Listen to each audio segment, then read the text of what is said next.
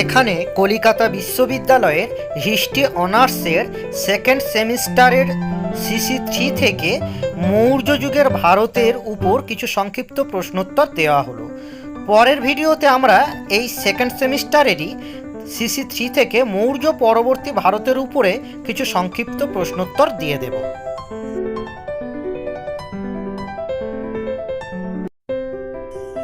মৌর্য বংশ প্রতিষ্ঠিত হয় কত খ্রিস্টপূর্বাব্দে? মগধের সিংহাসনে মৌর্য বংশ প্রতিষ্ঠিত হয় 324 খ্রিস্টপূর্বাব্দে।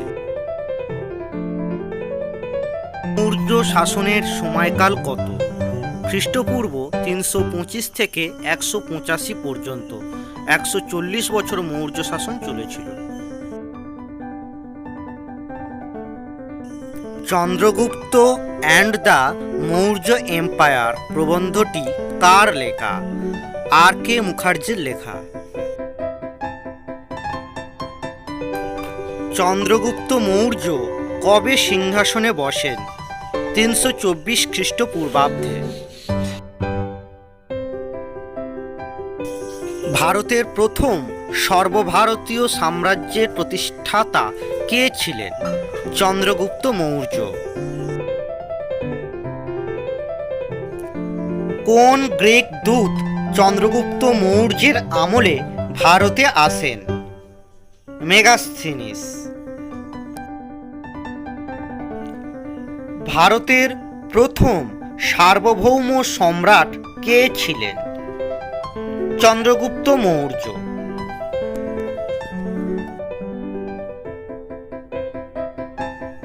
মেগাস্থিনিস কার আমলে ভারতে আসেন? চন্দ্রগুপ্ত মৌর্যের আমলে।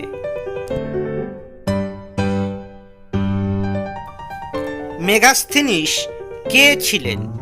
মেগাস্থিনিস ছিলেন চন্দ্রগুপ্তের রাজসভায় সেলুকাস প্রেরিত গ্রিক দূত। ইন্ডিকা গ্রন্থের লেখক কে? ইন্ডিকা গ্রন্থের লেখক হলেন মেগাস্থিনিস। চন্দ্রগুপ্ত মৌর্য কোন ধর্মাবলম্বী ছিলেন? চন্দ্রগুপ্ত মৌর্য জৈন ধর্মাবলম্বী ছিলেন। এপিটম গ্রন্থটির রচয়িতা কে ছিলেন? জাস্টিন।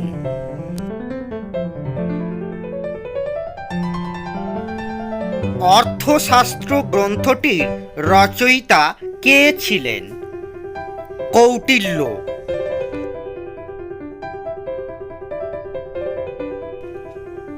কার সহায়তায় চন্দ্রগুপ্ত মৌর্য মগধের সিংহাসন লাভ করেন? কৌটিল্য বা চাণক্যের সহায়তায়। চাণক্যের প্রকৃত নাম কি? Vishnugupta.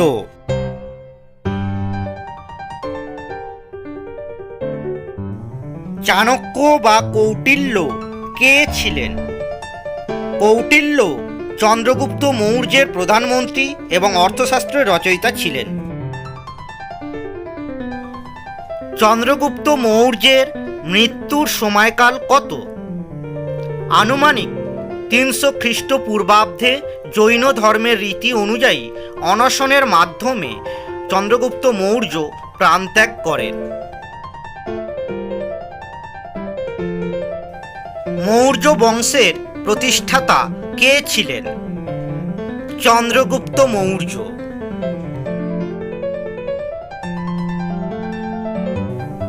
Political history of ancient India গ্রন্থটি কার লেখা?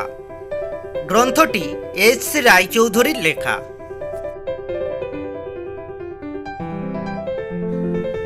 ন্যাচারাল হিস্ট্রি গ্রন্থটির রচয়িতা কে ছিলেন? গ্রন্থটির রচয়িতা ছিলেন প্লিনি।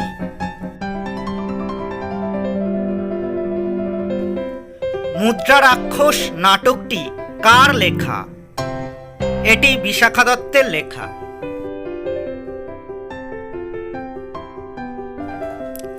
কোন কোন বৌদ্ধ গ্রন্থ থেকে সম্রাট চন্দ্রগুপ্ত মৌর্যের কথা জানা যায়?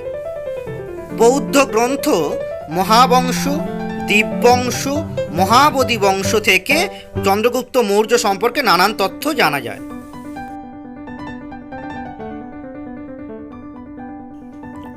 কোন জৈন গ্রন্থ থেকে চন্দ্রগুপ্ত মৌর্য সম্পর্কে নানান তথ্য পাওয়া যায়? জৈন গ্রন্থ কল্পসূত্র থেকে। হাতিগুম্ফা লিপি থেকে কোন রাজার কথা জানা যায়? কলিঙ্গরাজ খারবেলের কথা জানা যায়। চন্দ্রগুপ্ত মৌর্যের পর কে মগধের সিংহাসনে বসেন? বিন্দুসার, 300 খ্রিস্টপূর্বাব্দ থেকে 273 খ্রিস্টপূর্বাব্দ। অমিত্রঘাত উপাধি কার ছিল? বিন্দুসারের উপাধি ছিল অমিত্রঘাত।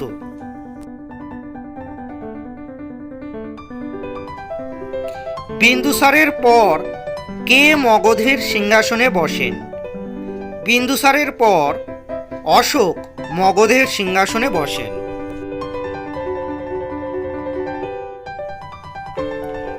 অশোক কবে মগধের সিংহাসনে বসেন?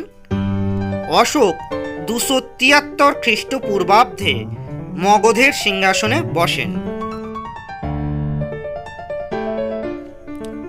অশোকের রাজ্যাভিষেক কত খ্রিস্টপূর্বাব্দে হয়েছিল?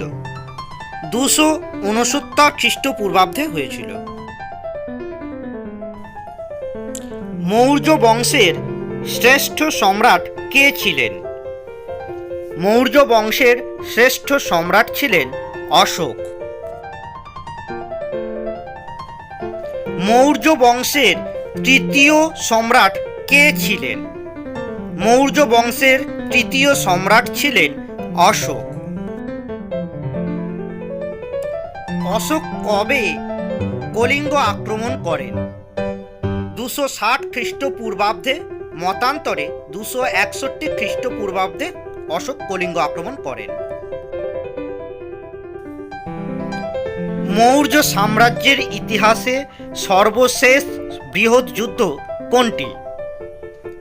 কলিঙ্গ যুদ্ধ ছিল মৌর্য সাম্রাজ্যের ইতিহাসের সর্বশেষ বৃহৎ যুদ্ধ। দেবনাং প্রিয় ও প্রিয়দর্শী উপাধি কে গ্রহণ করেছিলেন?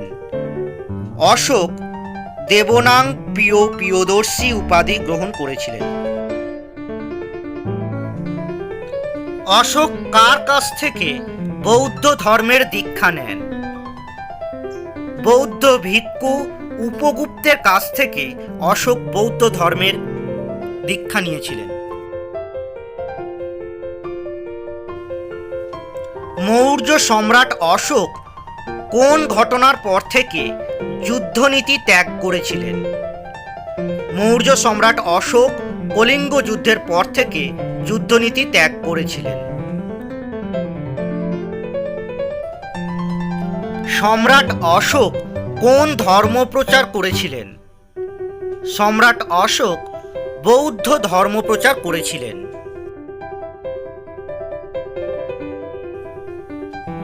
সম্রাট অশোক তাঁর প্রচারিত ধর্মকে কি বলে উল্লেখ করেছেন? তিনি তাঁর প্রচারিত ধর্মকে ধম্ম বলে উল্লেখ করেছেন।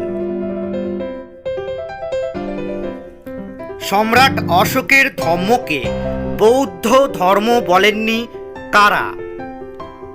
ডক্টর ফ্লিট, উইলসন, রাধাকুমুদ মুখোপাধ্যায় প্রমুখ ঐতিহাসিকগণ অশোকের ধর্মকে বৌদ্ধ ধর্ম বলতে রাজি নন। কারা অশোকের ধর্মকে বৌদ্ধ ধর্ম বলে মনে করেন? Doctor Bhandarkar, doctor Benimadhab Barua. এদের মতে অশোকের ধর্মমত সকল ধর্মের সারসত্ত্ব বা বিশ্বজনীন ধর্মমত নয়, তা পুরোপুরি বৌদ্ধ ধর্ম। কে অশোকের প্রচারিত ধর্মকে সংস্কারিত বৌদ্ধ ধর্ম বলেছেন? ডক্টর বেণীমাধব বড়ুয়া অশোকের প্রচারিত ধর্মকে সংস্কারিত বৌদ্ধ ধর্ম বলেছেন।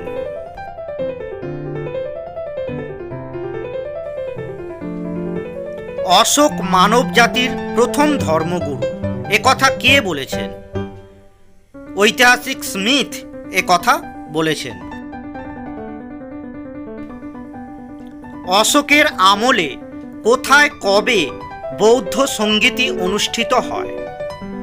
251 খ্রিস্টপূর্বাব্দে পাটলিপুত্রে। কে ধর্ম মহামাত্র ও স্ত্রী মহামাত্র নামে কর্মচারীকে নিয়োগ করেন? সম্রাট অশোক ধর্ম মহামাত্র ও স্ত্রী মহামাত্র নামে কর্মচারী নিয়োগ করেছিলেন। অশোক তাঁর ধর্ম প্রচারের জন্য কোন কর্মচারী নিয়োগ করেন? অশোক তাঁর ধর্ম প্রচারের জন্য ধর্ম মহামাত্র নামে কর্মচারী নিয়োগ করেছিলেন। সব মুনিষে পজামম, সকল মানুষই আমার সন্তান, কার উক্তি? সম্রাট অশোক এই উক্তি করেছিলেন। তৃতীয় বৌদ্ধ সঙ্গীতি কোথায় অনুষ্ঠিত হয়েছিল? পাটলিপুত্রে তৃতীয় বৌদ্ধ সঙ্গীতি অনুষ্ঠিত হয়েছিল। কে প্রথম অশোকের শিলালিপির পাঠোদ্ধার করেন? জেমস প্রিন্সেপ 1837 খ্রিস্টাব্দে অশোকের শিলালিপির প্রথম পাঠোদ্ধার করেন।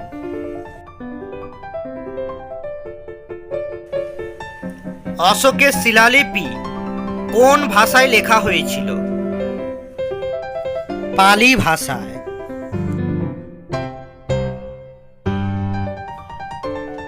অশোকের শিলালিপি কোন লিপিতে খোদাই করা হয়েছিল?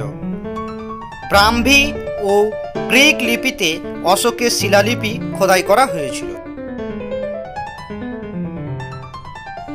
ইতিহাসের পৃষ্ঠায় হাজার হাজার নরপতির মধ্যে অশোকই একমাত্র উজ্জ্বল নক্ষত্র উক্তিটি কার? H.G. ওয়েলস এই উক্তি করেছেন। কবে মৌর্য সাম্রাজ্যের পতন হয়? 187 খ্রিস্টপূর্বাব্দে, মতান্তরে 105 খ্রিস্টপূর্বাব্দে মৌর্য সাম্রাজ্যের পতন হয়। মৌর্য বংশের শেষ সম্রাট কে ছিলেন? বৃহদ্রথ ছিলেন মৌর্য বংশের শেষ সম্রাট। বৃহদ্রথের সেনাপতি কে ছিলেন? পুষ্যমিত্র শুঙ্গ ছিলেন বৃহদ্রথের সেনাপতি।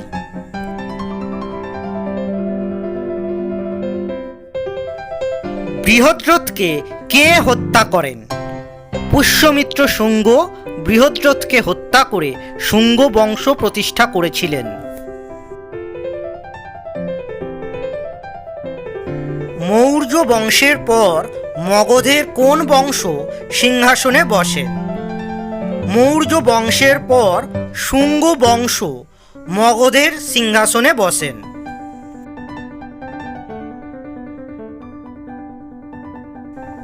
শুঙ্গ বংশের প্রতিষ্ঠাতা কে ছিলেন?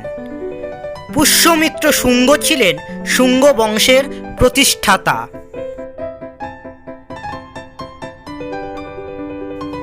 অশোকের মৃত্যু কবে হয়? খ্রিস্টপূর্ব 232 অব্দে সম্রাট অশোকের মৃত্যু হয়।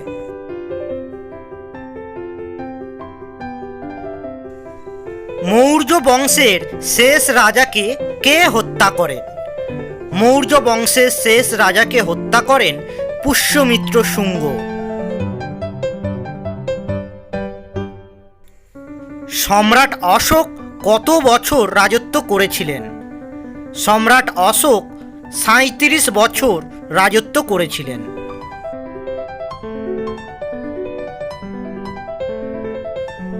কোন বিদেশি জাতি প্রথম ভারত আক্রমণ করেন?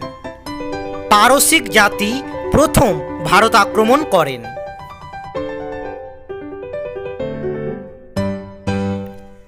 বলি ও ভাগ কি?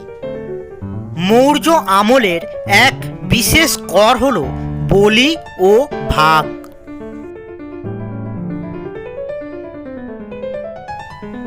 ভারতের শেষ পারসিক শাসক কে ছিলেন? তৃতীয় দরায়ুস ছিলেন ভারতের শেষ পারসিক শাসক।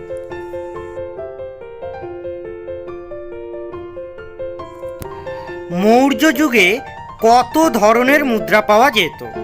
মৌর্য যুগে সুবর্ণ বা স্বর্ণ মুদ্রা, কারসপন, রৌপ্য অথবা তাম্র মুদ্রা এবং কাকনি ক্ষুদ্র তাম্র মুদ্রা, এগুলি ছিল প্রধান মুদ্রা। স্ত্রীধন কি?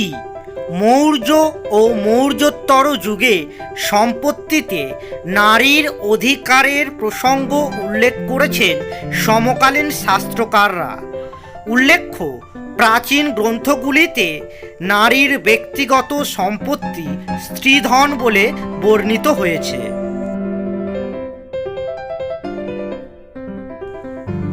কৌটিল্য মৌর্য সমাজের বর্ণকে কটি ভাগে ভাগ করেছেন এবং কি কি?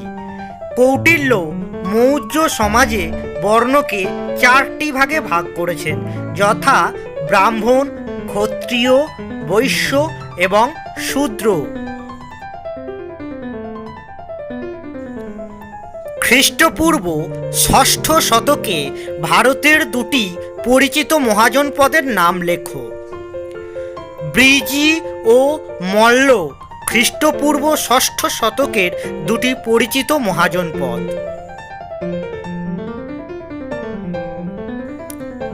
রজ্জুক কি? অর্থশাস্ত্র ও অশোকের লিপি উভয় ক্ষেত্রেই রজ্জুকদের উল্লেখ আছে। রজ্জু কথার অর্থ দড়ি। রজ্জু বা দড়ি দিয়ে যারা জমি মাপত তাদেরই বলা হতো রজ্জুক।